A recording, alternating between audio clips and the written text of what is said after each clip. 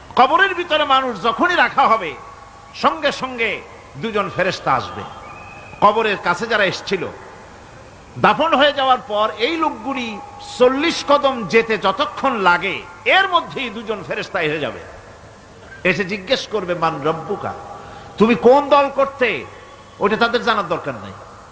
চাকরি কিসে করতেন ওটা জানার দরকার নাই। ব্যবসা করতেন না চাকরি করতেন প্রয়োজন নাই। প্রথমেই জিজ্ঞাসা করা হবে ন্যাশনালিটি, প্রথমেই জিজ্ঞাসা করা হবে তার ন্যাশনালিটি সম্পর্কে, তার আইডেন্টিটিটা কি, এবং সেটাকে সত্যায়িত করার জন্য বোঝার জন্য 3টি প্রশ্ন।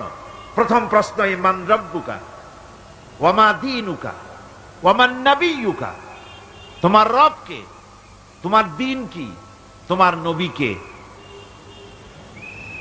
যদি এই ব্যক্তি বেঈমান হয়, মুনাফিক হয়, সে বলবে হায় হাতা লা আদরি, হায় হাতা লা আদরি, জানি না আমার রবকে, আমি জানি না।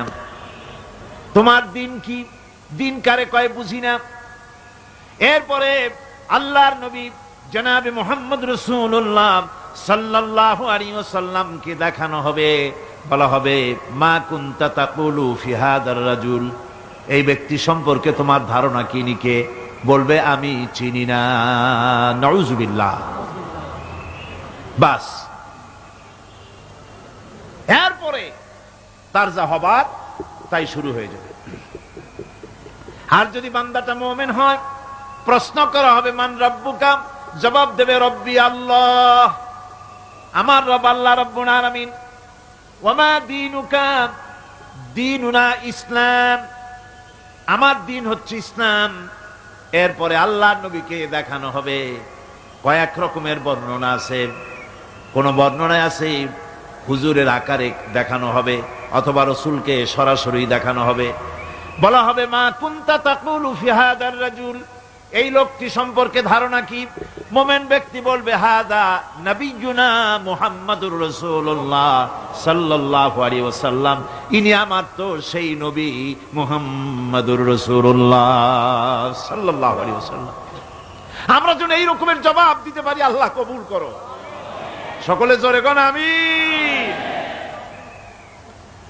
জবাব হয়ে যাওয়ার পর গায়ব থেকে আওয়াজ আসবে ফাফরিশু বিল জান্নাতি ওয়ালবিসু বিল জান্নাহ, ও আমার ফেরেশতারা আমার এই বান্দাকে জান্নাতের পোশাক পরাইয়া দাও আর কবরটাকে জান্নাতের বিছানা বিছাইয়া দাও। জান্নাতের পোশাক পরায় দাও, জান্নাতের বিছানা বিছাইয়া দাও। ইলা মাদ্দা বাসারিহি, তার চোখের দৃষ্টি যত দূর যায় কবরটা ততটা প্রশস্ত করে দাও।